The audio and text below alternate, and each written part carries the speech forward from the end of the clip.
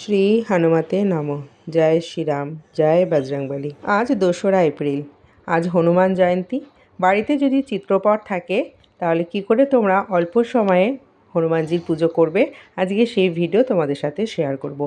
অনেকেই মন্দিরে যাওয়া সম্ভব হয় না।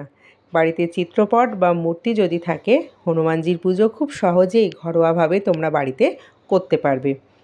প্রথমে বলে রাখি, এখানে বাহ্যিক বা দেখানোর জিনিস কিছুই নেই। সম্পূর্ণটাই ভক্তি, বিশ্বাস, শ্রদ্ধা সহকারে ভগবানকে তুমি যা নিবেদন করবে সেটাই কিন্তু ভগবান গ্রহণ করে।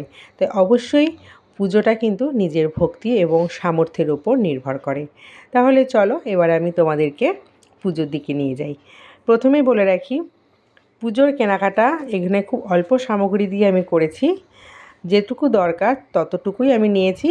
আর এখানে বাহ্যিক দেখানোর সেরকম কিছু কিন্তু আমি নিইনি। একটা আমি জলচৌকি ধুয়ে নিয়েছি, আর একটা লাল বস্ত্র আমি ধুয়ে নিয়েছি, যেটা ভগবানের আমি বসাবো। আর হনুমানজির পুজো সবসময় কিন্তু দক্ষিণ দিকে মুখ করে ঠাকুরকে রাখতে হয়। সেই কারণে কিন্তু আমি উত্তর দিকে ঠাকুরের বসিয়েছি, মুখটা যাতে দক্ষিণ দিকে থাকে। জলচৌকিটা ধুয়ে লাল বস্ত্র পেতে ওপরে আমি 2টো ফুল রেখে দিয়েছি। লাল জবা ফুল কিন্তু হনুমানজির খুবই প্রিয়, তাই অবশ্যই কমলা রঙের গাঁদা ফুল অথবা লাল ফুল ভগবানের পুজোতে তোমরা ব্যবহার করবে। আমি একটা প্লেটের ওপর একটু ফুল ছিটিয়ে নিয়েছি, চিত্রপট 2টো রেখে দিয়েছি হনুমানজির। আর একটা ঘটির মধ্যে কাঁচা দুধ আর গঙ্গা জল নিয়েছি, আর কিছুটা কমলা রঙের গাঁদা ফুল আমি ছড়িয়ে নিয়েছি। জয় বজরংবলী, জয় সিয়ারাম, জয় শ্রীরাম এই বলে বলে কিন্তু 3বার আমি চিত্রপটের ওপরে দুধ আর গঙ্গার জলটা আমি দিয়েছি। এইভাবে ভগবানের অভিষেক আমি সম্পূর্ণ করলাম। অভিষেক করিয়ে চিত্রপট 2টো আমি আসনে বসিয়ে দিচ্ছি। আবারও বলে রাখছি, যদি দুধ অ্যাভেলেবেল না থাকে গঙ্গার জল দিয়েও তোমরা অভিষেক করাতে পারো, অথবা শুদ্ধ জল, কলের জলে তুলসী পাতা দিয়েও কিন্তু তোমরা ভগবানকে অভিষেক করাতে পারো। চিত্রপট 2টো আমি বসিয়ে দিলাম আসনে। এখন আমি প্লেটটা সরিয়ে এখন আমি ভগবানের সামনে আরও কিছু জিনিস আমি রাখবো। আর সবথেকে গুরুত্বপূর্ণ হচ্ছে হনুমানজির পুজোতে যেটা ব্যবহার হয় সেটা হচ্ছে সিঁদুর। সিঁদুরটা তোমরা সবসময় চেষ্টা করবে সর্ষের তেল অথবা তিলের তেল দিয়ে গোলার জন্য। কখনোই মাথায় ব্যবহার করা নারকেল তেল দিয়ে বা রিফাইন অয়েল দিয়ে সিঁদুর গুলবে না। এতে কিন্তু ভালো কম হবে, অশুভ বা খারাপটায় কিন্তু বেশি প্রভাব পড়বে। তাই সবসময় সর্ষের তেল বা তিলের তেল ব্যবহার করবে হনুমানজির পুজোতে। সর্ষের তেল প্লেটের মধ্যে নিয়ে আমি তার মধ্যে সিঁদুরটা দিয়ে ভালো মতো গুলিয়ে নিয়েছি। এখন আমি পঞ্চমুখী আমার যে হনুমানজি ভগবান রয়েছে তাকে আমি সিঁদুরের ফোঁটা পরিয়ে দিচ্ছি। আর পাশে তোমরা দেখতে পাচ্ছ আরও একটা চিত্রপট, ওখানেও কিন্তু আমি এই সিঁদুরের ফোঁটা পরিয়ে দিয়েছি। তাই সবসময় কিন্তু তোমরা চেষ্টা করবে সর্ষের তেল দিয়ে ভগবানের সিঁদুরটা গোলার। আর সিঁদুরটা কিন্তু দিতেই হবে, কারণ ভগবানের পুজোতে কিন্তু এই সিঁদুরটা মাস্ট, মানে ব্যবহার করতেই হবে। সিঁদুর পরানো হয়ে যাওয়ার পর আমি ভগবানের সামনে ভোগ নিবেদন করব। ভোগে আমি কি কি দিয়েছি দেখো। এখানে হনুমানজির সবথেকে পছন্দের ভোগ হচ্ছে লাড্ডু। লাড্ডু তো দিয়েছি, আর তার সঙ্গে দিয়েছি কিন্তু আমি কাঁঠালি কলা, কারণ হনুমান দেবতা কিন্তু কলা খেতেও ভীষণ পছন্দ করেন। তাই হনুমানজির পুজোতে কলাটা কিন্তু অবশ্যই ব্যবহার করবে। আমি এখানে ভোগের থালার মধ্যে নিয়েছি 4টে লাড্ডু, 4টে কাঁঠালি কলা, আর একটা সন্দেশ আর গ্লাস ঠান্ডা জল। এটা ভগবানজির কিন্তু একদম প্রিয় ভোগ। এখন আমি যে সিঁদুরটা গোলা রেখেছিলাম আর যেটা আমার প্যাকেটে সিঁদুর ছিল, ওই সিঁদুরটা ভগবানজির চরণে আমি একটু ছড়িয়ে দিলাম, কারণ গোলা সিঁদুর তো চরণে দেওয়া যায় না। তাই গুঁড়ো সিঁদুরটা আমি, ডাস্ট যে সিঁদুরটা, সেটা ভগবানের চরণে আমি এইভাবে ছড়িয়ে দিলাম, মানে দিয়ে দিলাম। আমি আগেই বলেছি, ভক্তি বিশ্বাস দিয়ে নিজের মতো করে তুমি যে পুজোটা করবে ভগবান সেটাই গ্রহণ করে। এখানে বাহ্যিক বা দেখানোর দিক কিন্তু একদমই নেই। এবার আমি একটা জবা ফুলের মালা এনেছিলাম, কারণ হনুমানজির পুজোতে কিন্তু জবা ফুল মানে লাল ফুল ব্যবহার করতে হয়। আর লাল ফুল বলতে আমার হাতে জবা ফুলের মালাই ছিল, জবা ফুলের মালাটা অ্যাভেলেবেল ছিল, তো ওটাই কিন্তু আমি ভগবানের অর্পণ করে দিলাম, জবা ফুলের মালা।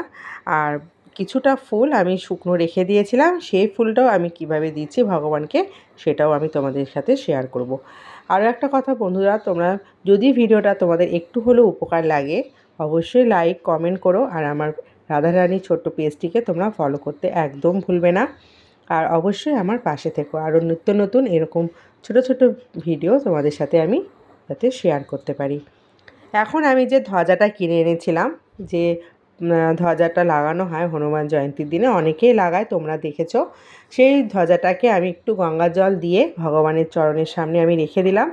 আর প্রত্যেকটা জিনিসে কিন্তু আমি সিঁদুরের ফোঁটা দেব।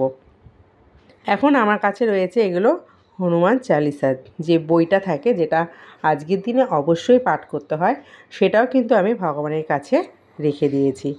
ভোগের থালাটা এখন আমি ভগবানের সামনে রেখে দেব।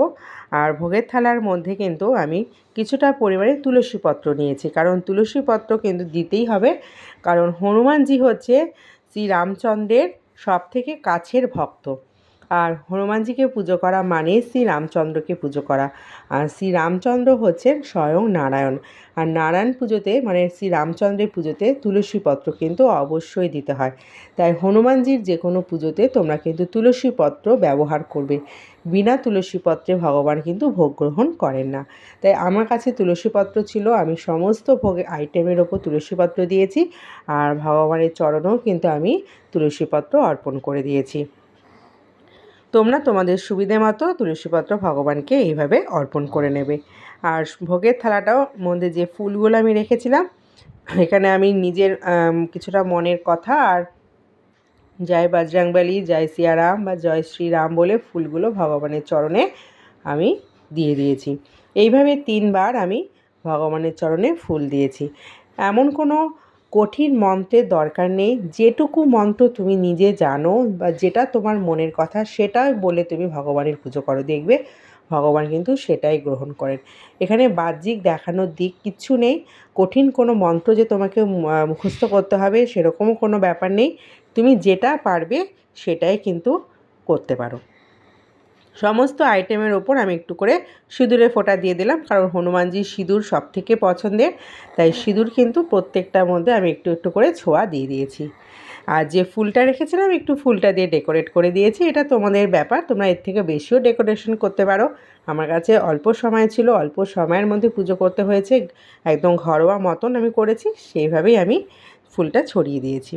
এখন আমি নিয়ে নিয়েছি কর্পূর। আর হনুমানজির পুজোতে ঘিয়ের প্রদীপ অথবা কর্পূর কিন্তু জ্বালাতেই হবে। সর্ষের তেলের প্রদীপ যদি না জ্বালাও কোনো ব্যাপার না, কিন্তু ঘিয়ের প্রদীপ অথবা কর্পূর আরতি করার সময় কিন্তু এই দুটো জিনিস দিয়ে তোমরা ভগবানের আরতি করবে। তো আমি কর্পূর জ্বালিয়ে ভগবানের আরতি করেছি। আর এখন আমি গঙ্গার জল ছিটিয়ে জায়গাটাকে একটু শুদ্ধ করে নিলাম। এরপর আমি হনুমান চালিসা পাঠ করব, কারণ আজকের দিনে হনুমান চালিসা পাঠ করাটা কিন্তু খুবই একটা গুরুত্বপূর্ণ জিনিস। তো হনুমান চালিসা অবশ্যই তোমরা পাঠ করবে। যারা হনুমান চালিসা জানো না বা নেই যাদের কাছে, তোমরা অবশ্যই ভিডিওটা একটু দেখে নাও। এখন আমি হনুমান চালিসাটা পাঠ করছি। শ্রী হনুমতে নম। শ্রী গুরু চরণ সরজ রজ, নিজ মনু মুকুরু সুধারি, বরণৌ রঘুবর বিমল যশু, যো দয়াকু ফলচারি। বুদ্ধিহীন তনু জানিকে, সুমির পবন কুমার, বলবুদ্ধি বিদ্যা দেহু মহি, হরহু কলেশ বিকার। চোপাই। জয় হনুমান জ্ঞান গুণ সাগর, জয় কপিস তিহু লোক উজাগর, রামদূত অতুলিত বলধামা, অঞ্জনী পুত্র পবন সুত নামা। মহাবীর বিক্রম বজরঙ্গী, কুমতি নিবার সুমতি কে সঙ্গী, কঞ্চন বরণ বিরাজ সুবেশা, কানন কুণ্ডল কুঞ্চিত কেশা। হাত বজ্র ধ্বজা বিরাজে, কাঁধে মৌজ জনেও সাজে, শঙ্কর সুবর্ণ কেশরী নন্দন, তেজ প্রতাপ মহাজগবন্দন। বিদ্যাবান গুণী অতি চাতুর, রাম কাজ করিবে কো আতুর, প্রভু চরিত্র শুনিবে কো রসিয়া, রাম লক্ষণ সীতা মন বসিয়া। সূক্ষ্ম রূপ ধরি সিহায় দিখাবা, বিকট রূপ ধরি লঙ্ক জড়াবা, ভীম রূপ ধরি অসুর সাহারে, রামচন্দ্রকে কাজ সবারে। লায়ে সজীবন লক্ষণ সিয়ায়ে, শ্রী রঘুবীর হর্ষি উল্লায়ে। রঘুপতি কিনহি বহুত বড়াই, তুম মম প্রিয় ভরতি সমভাই। সহস বদন তুমহারো যশ গাবে, অশোক হিষি প্রতি কণ্ঠ লাগাবে। সনকাদি ব্রহ্মাদি মনীষা, নারদ শারদ সহিত আহিষা। যম কুবের দিকপাল জহাতে, কবি কবিত কহি সকে কহাতে। তুম উপকার সুগ্রবি কিন্হা, রাম মিলায় রাজপদ দিনহা। तुम्हारो মন্ত্র বিভীষণ মানা লঙ্কেশ্বর ভয়ে সব জগ জানা যুগ সহস্র যোজন পরভানু লীল্য তাহি মধু ফল জানু প্রভু মুদ্রিকা মেলি মুখ মাহি জলধি লাগি গায়ে অচরজ নাহি দুর্গম কা জগৎ কে যেতে সুগম অনুগ্রহ तुम्हारे तेते রাম দুয়ারে তুম রাখবারে হতো না আগা বিনু পৈসারে। এইভাবেই তোমরা কিন্তু হনুমান চালিসাটা বাড়িতে পাঠ করে নেবে। আমি পুরোটা পাঠ করলাম না, কিছুটা পাঠ করে তোমাদেরকে শুনিয়ে দিলাম। যে কোনো দোকানে তোমরা হনুমান চালিসার বই পেয়ে যাবে। শনি মঙ্গলবার করেও তোমরা বাড়িতে পাঠ করতে পারো, এতে কিন্তু বাড়ি অনেকটাই ভালো হয়।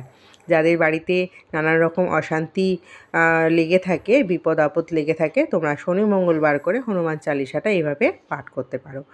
তো আজকের এই ভিডিওটা তোমাদের কেমন লাগলো অবশ্যই কিন্তু তোমরা আমাকে কমেন্ট করে জানাবে। আর আমার বাড়ির এখানেও একটা পঞ্চমুখী হনুমানজির ফটো রয়েছে, যেখানে আমি সিঁদুর লাগিয়ে দিলাম। এখন আমি হনুমান চালিসা পাঠ করছি। চলো দেখা হবে অন্য ভিডিওতে। টাটা।